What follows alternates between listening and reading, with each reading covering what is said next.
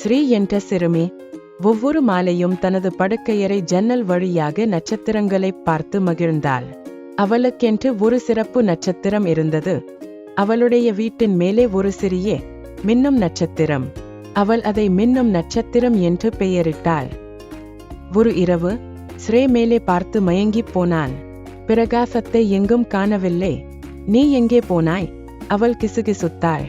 தொலைந்து போன தனது நட்சத்திரத்தை கண்டுபிடிக்கும் நோக்கத்துடன் ஸ்ரீ தனது டார்ச் லைட்டையும் தனது பளபளப்பான முயல் பொம்மையையும் எடுத்துக்கொண்டு ஒரு சாகசத்தை தொடங்கினாள். மரத்தில் அமர்ந்திருந்த நாணமுள்ள வயதான ஆந்தையிடம் அவள் விசாரித்தாள். என் நட்சத்திரத்தை பார்த்தாயா என்று அவள் கேட்டாள். ஒருவேளை காற்று அதை அடித்துச் சென்றிருக்கலாம் என்று ஆந்தை கத்தியது. எனவே ஸ்ரீ மிக உயரமான மலையின் உச்சிக்கு ஓடினார். ஆனால் மின்னும் நட்சத்திரம் அங்கு இல்லை.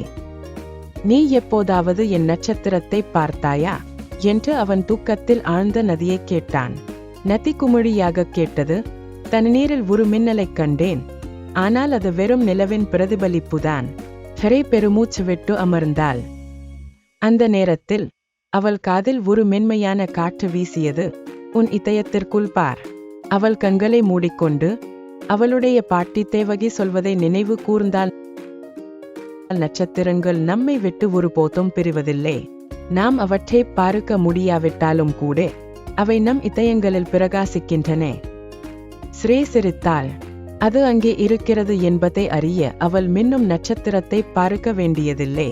அன்று மாலை படுக்கையில் படுத்ததும் மேகங்கள் பிரிந்தன. அதோ அது அவளுடைய சிறிய நட்சத்திரம் அவளுக்காகவே பிரகாசித்தது. ஸ்ரீ மீண்டும் மின்னும் நட்சத்திரத்தை பார்த்ததில் மகிழ்ச்சி அடைந்தாள்.